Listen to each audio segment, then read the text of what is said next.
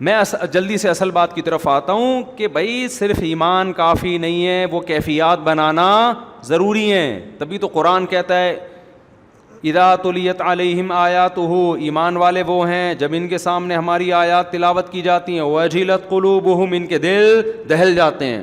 وَإِذَا سَمِعُوا مَا أُنزِلَ إِلَى الرَّسُولِ، جب یہ اس کلام کو سنتے ہیں جو رسول پہ نازل ہوا، تَرَىٰ أَعْيُنَهُمْ تَفِيضُ مِنَ الدَّمْ، اے نبی آپ دیکھتے ہیں ان کی آنکھوں سے آنسو بہنا شروع ہو جاتے ہیں. یہ وہ کیفیات تھیں جو صحابہ کی بنتی تھیں. آج ہمارے دل کیا ہو گئے؟ خشک، سخت ہو گئے. قرآن کہتے ہیں نا فَوَيْلٌ لِّلْقَاسِيَةِ قُلُوبُهُمْ، جن کے دل سخت ہو گئے، نصیحت کی بات ان کے دل پہ اثر نہیں کر رہی. اچھا دیکھو، قرآن بار بار دل کا ذکر کر رہا ہے، دماغ کا ذکر نہیں کر رہا. حالانکہ بات جاتی کہاں ہے؟ پہلے دماغ میں جاتی ہے. لیکن قرآن تذکرہ کس کا کر رہا ہے؟ دل کا. وجہ اس کی ہے کہ دماغ میں جب جذبات بنتے ہیں نا تو فوراً اثرات کہاں آتے ہیں؟ دل پہ آتے ہیں.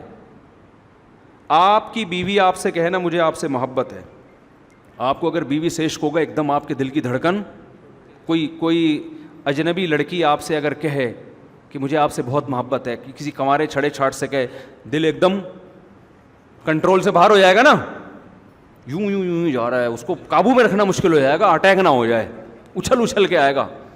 تو اثر دماغ پہ ہو رہا ہے یا دل پہ ہو رہا ہے؟ دل پہ ہو رہا ہے، دل ہلے گا اس کا. لیکن بیوی صبح سے شام بولتی رہے کہ مجھے آپ سے محبت ہے، آدمی کہتا ہے کوئی تیرے اس کے علاوہ کوئی کام نہیں ہے. وجہ کیا ہے؟ وہ جذبات کیا ہو گئے؟ ختم. تو دماغ تو ہلے گا، دل پہ اتنا سا بھی اثر نہیں ہو. اور اگر ہوگا بھی تو الٹا ہوگا، یعنی الٹا اثر. جیسے کوئی خاتون شادی سے پہلے کہہ دیتی نا آئی ہیٹ یو، تو وہ والا اثر ہوگا، اس میں جو دل ہلتا نا یہ والا ہلنا شروع ہو جائے گا. اس طرح کا دل ہلتا ہے. تو ہاں، تو قرآن کیا کہہ رہا ہے؟ قرآن ساری کیفیات کس کی ذکر کر رہا ہے؟ دل کی. وجہ کیا ہے؟ یہ بتانے کے لیے کہ صرف ایمان کافی نہیں ہے، عمل کے لیے کس کا بننا ضروری ہے؟ دل کی دھڑکنیں، دل کی دھڑکنوں میں ایمان پیدا ہو جائے، دل کی دھڑکنوں سے پتہ چلے کہ مومن ہے. اب سوال وہی میں جلدی سے جواب دے دیتا ہوں، بہت سوال کر لیا کہ یہ کیفیات پیدا کرنا ضروری ہے، یہ نہیں تو پتہ چل گیا نا. یہ صحابہ کرام میں یہ کیفیات تھیں، تبھی میدان جنگ میں تلواریں چل رہی ہیں. اور ایک صحابی نے منت مانی تھی، اللہ دوبارہ جنگ ہوئی تو دیکھ میں کیا کرتا ہوں. جب دیکھا جنگ چھڑ رہی ہے، یہ کھجور کھا رہے تھے، انہوں نے کہا چلو کھجور ختم کر کے جنگ میں جاتا ہوں. لیکن کہا کہ جنت قریب کھڑی ہوئی ہے بھائی، جنت میرے سامنے، اللہ کی قسم یہ کھجور کھانے کا زمانہ بہت طویل ہے، اتنی دیر میں جنت، نہ ابھی جاؤں گا. اور لڑے اور اللہ کی راہ میں شہید ہو گئے. اور ہماری جو جنت پہ کیفیات بنتی ہیں، جنت پہ بیان سن لیا، یہ نہریں، یہ حوریں، تھوڑا سا خیال آتا ہے اچھا ٹرائی کر کے دیکھتے ہیں. تو ایک دن بمشکل اٹھے گا جیسے قبر سے مردے کو اکھاڑا جا رہا ہے، فجر میں آ کے کھڑا ہو جائے گا فجر میں. بس اس کے بعد پھر 6 مہینے تک مارکیٹ سے شارٹ، ورنہ تو یہ بھی نہیں ہوگا. تو دم میں آگ لگانے کے لیے علماء کہتے ہیں 2 کام کر لیں. آپ سمجھتے ہو کیا کر لیں؟ 2 کام. ایک استحضار، جس چیز کو انسان بار بار سوچتا ہے نا وہ آپ کے لاشعور کا حصہ بننا شروع. وہی مثال دیتا ہوں، آپ کھڑے ہوں اور وہی گٹر کھلا ہوا ہے، لوگ کہہ رہے ہیں نہیں جاؤ، آپ وہاں کھڑے ہو کر تھوڑی دیر سوچیں، بیٹا ذرا سوچ لے، اگر گیا اور پاؤں اندر آیا تو تھوڑا سا کوئی یوٹیوب پہ ویڈیو لگا کے گٹر میں گرتے ہوئے لوگوں کی دیکھ لے. تو دیکھ نہیں سکتا، سوچ تھوڑی دیر. جب بہت زیادہ سوچیں گے نا، آہستہ آہستہ آپ کی وہ کیفیات بننا شروع، آپ کے دل میں خوف پیدا ہونا شروع. آپ ماشاءاللہ 130 کلو کے ہو گئے، گول ہو گئے، اب آپ لمبائی چوڑائی آپ کی کیا ہو گئی؟ برابر. مٹھائی کے لڈو آپ کے سامنے رسگلے پڑے ہوئے ہیں.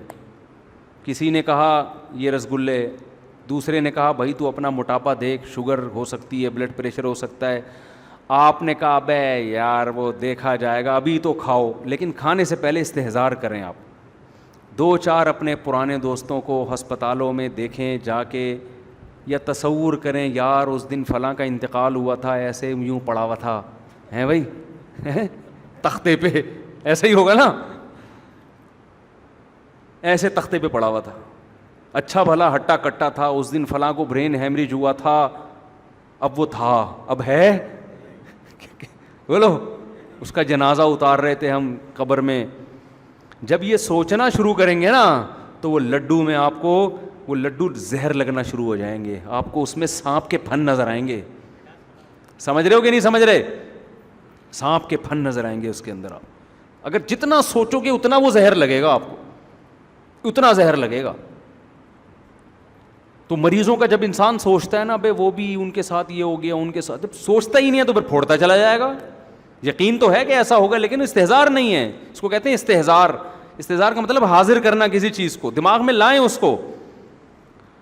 تو علماء کہتے ہیں 24 گھنٹے میں ایک ٹائم نکال کے نا سوچا کریں، ایک دن پھٹے پہ لیٹا ہوا ہوں گا میں. موت کا یقین سب کو ہے، استحضار نہیں ہے. سب کو پتا ہے مریں گے. کوئی آپ کو آ کے کہتے ہیں مریں گے تو کون سی کوئی نئی معلومات دے رہا ہے، پتہ ہے مریں گے تو کیا کروں میں مریں گے تو، چلا فلم دیکھنے چلتے ہیں. لیکن اگر تھوڑی دیر کھوپڑی استعمال کریں نا بیٹا، اس کا مطلب پتہ ہے کیا ہے مریں گے کا، تھوڑی دیر سوچ لیں. ایک دن پھٹے پہ لیٹا ہوا ہوں گا. ہمارے حضرت سے جب ہم بیعت ہونے گئے نا تو حضرت سے بیعت ہو گئے ہم، حضرت نے وعدے کیے نماز پڑھیں گے، یہ کریں گے. پھر حضرت نے ایک عمل بتایا، فرمایا روزانہ 5 منٹ کسی بھی ٹائم پہ یہ سوچنا ہے کہ ایک دن میں پھٹے پہ لیٹا ہوا ہوں گا اور مجھے غسل دیا جا رہا ہوگا. دائیں کروٹ لٹاؤ جی مفتی طارق مسعود صاحب کو. اس وقت مفتی بھی مشہور نہیں تھے. طارق صاحب کو دائیں طرف لٹاؤ، ادھر سے پانی بہاؤ. ڈر لگ رہا ہے کہ نہیں لگ رہا؟ اس لیے نہیں لگ رہا کہ میں لیٹا ہوا ہوں. آپ لیٹو گے پتہ، ابھی مجھے لگ رہا ہے، آپ کو تھوڑی لگے گا. آپ بھی اتنے ہوشیار ہو، میرے بارے میں سوچ رہے ہو کہ پھٹے پہ. میں آپ کو اس لیے اپنی مثال دے رہا ہوں کہ اپنے بارے میں سوچو. سمجھ رہے ہو؟ آپ بھی نا، شیطان کہتا ہے اچھا یہ بھی لیٹے ہوئے ہوں ایک دن پھٹے پہ، تو آپ یہاں لیٹے ہوئے نہیں ہو گے پھٹے پہ.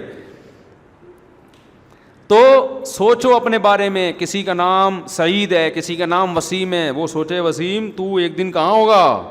خدا کی قسم یہ اتنی بڑی حقیقت ہے نا، دنیا میں الطاف بھائی کراچی آ سکتے ہیں، رفع مقدمہ چل سکتا ہے، لیکن ایسا ہو نہیں سکتا.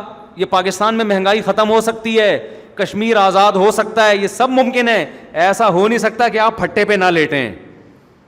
سمجھ رہے؟ اور یہ بھی خوش قسمت ہوگی کہ پھٹا ملے گا، ورنہ دھماکے میں اڑ گئے تو پھٹا بھی نہیں ملے گا آپ کو. سمجھ رہے ہو کہ نہیں سمجھ رہے؟ یہاں تو یہ بھی امکان ہوتا ہے کہ پھٹے سے بھی گئے. قبر بھی آج کل چند لوگوں کو ہی مل رہی ہے. تو یہ استحضار جب کرو گے نا روزانہ بیٹھ کر، بیٹا کچھ بھی روزانہ نا سونے سے پہلے میں منع کر رہا ہوں یہ استحضار کا. آج کل لوگوں کے دل کمزور ہیں، وہ پھر پھٹے پہ ہی نہ لیٹے ہیں کہیں جا کے، اتنا مسلط کر لیتے ہیں کہ وہ رات ان کی. ویسے تو اکابر بزرگ یہ بتاتے تھے سونے سے پہلے یہ مراقبہ کرو. اس کو مراقبہ کہتے ہیں. آج کل جو مراقبے سینٹر ہے ٹوپی ڈرامے ہیں، یہ مراقبے تھوڑی ہو رہے ہیں، پتہ نہیں نیلی روشنی پیلی گلابی، یہ سب ٹوپی ڈرامہ ہے. مراقبے کا مطلب یہ ہوتا ہے کہ آپ یہ استحضار کرو، بیٹا بہت جلد پھٹے پہ تو لیٹنے والا ہے. یہ سارا منظر سوچا کریں کہ پھر میرے کپڑے اتارے جائیں گے، ایک چادر ڈالی جائے گی، ادھر سے جی غسل دے رہے ہیں، ادھر سے لٹا رہے ہیں، یوں کر رہے ہیں، استنجا کرا رہے ہیں، اور میں پڑا ہوا کو بے یارو مددگار، کچھ بھی نہیں حرکت ہوگی مجھے. وہ امریکہ جانے کے پلان، وہ پراپرٹی، بحریہ ٹاؤن میں اتنے پلاٹ اور ایسا بنگلہ اور 4 شادیاں، سب کہاں گئیں؟ کھڈے میں گئیں. اور یہ جو میرے پلان تھے سی اے کا، 1 سیمسٹر باقی رہ گیا ہے، اس کے بعد نوٹ چھاپیں گے، یا چھاپ لیے ہیں تو اب گھر خریدیں گے، یا خرید لیا تب اس میں رہیں گے. کہیں نہ کہیں اسٹاپ پہ بریک لگ کے آدمی کہاں چلا جاتا ہے؟ پھٹے پہ چلا جاتا ہے. بہت سے لوگ تو ہم نے دیکھے پوری زندگی انہوں نے پلان بنایا، ہماری زندگی خواہش ہے اپنا گھر بہت بڑا ہو، لیکن وہ خواہش پوری ہونے کا جب ٹائم آیا تو ان کے پھٹے کا ٹائم آ چکا تھا. مولانا عباد الرحمان صاحب بڑا پیارا بیان کر رہے تھے نا تبلیغ میں، مجھے بڑا مزہ آیا ان کے بیان میں. وہ بیان میں کہہ رہے تھے بھی کراچی اجتماع میں کہ لوگ تبلیغ میں وقت نہیں لگاتے، کہتے ہیں پہلے سیٹ ہو جائیں پھر ہم تبلیغ میں نکلیں گے. پہلے سیٹ کا مطلب لوگوں کا یہ ہوتا ہے کہ جی اب ہم ابھی یہ کریں گے کہ ابھی ہم شادی کریں گے، پھر ہمارے بچے ہوں گے، پھر ان کے وہ ایجوکیشن ہے، پھر تعلیم ہے، پھر یہ کیا، پھر یہ کیا. اس کے بعد جناب جب بالکل تمام کاموں سے فارغ ہو گئے، بالکل جب سیٹ ہو گئے نا ہر کام میں، پھر چلہ لگائیں گے. انہوں نے بڑی پیاری مثال دی, کہتے ہیں یہ جو سیٹ ہوتا ہے نا یہ قبر میں جا کے ہوتا ہے, اس سے پہلے کوئی سیٹ, کیونکہ اتنے مسائل ہیں, ایک مسئلہ ختم نہیں ہوتا. آپ کیا سمجھتے ہو, بچے ہو گئے, پہلا مسئلہ یہاں سے شروع ہوتا ہے بالغ آدمی کا کہ جاب مل جائے, جاب ملتی ہے تو مسئلے ختم تھوڑی ہوتے ہیں, نئے مسئلے شروع. اب یار رشتہ تلاش کرو, پہلے تو جاب ہی نہیں تھی, کوئی دیتا نہیں تھا رشتہ, اب رشتہ مل گیا, اگلا مسئلہ بچہ کیوں نہیں ہو رہا بھائی, اولاد ہو جائے. اب اولاد ہو گئی تو پھر اس کی بیماریاں, اس خسرہ نکل آیا بچے کو, یہ ہوتا ہے کہ نہیں, کبھی بچی کو خسرہ, کوئی چکن پاکس, یہ بیماری وہ بیماری, اتنے مسئلے. پھر وہ بچہ بڑا ہوتا ہے, اس کے اسکول کی فیسیں ہوتے ہوتے پھر اس کی شادی, پھر یہ انسان کا بچہ نہیں بن رہا, ٹھیک ہے نا, پیدا ہوا تھا تو انسان کا لگ رہا تھا, ابھی کچھ اور مخلوق لگ رہا ہے حرکتوں سے. تو انہوں نے بتایا کہ یہ سارے مسئلے ہوتے, انہی مسئلوں میں انسان ایک دن پھٹے پہ آتا ہے, غسل کفن کے بعد قبر میں اس کو لٹا کے سیٹ کر رہے ہوتے ہیں, ٹھیک ہے نا, کہ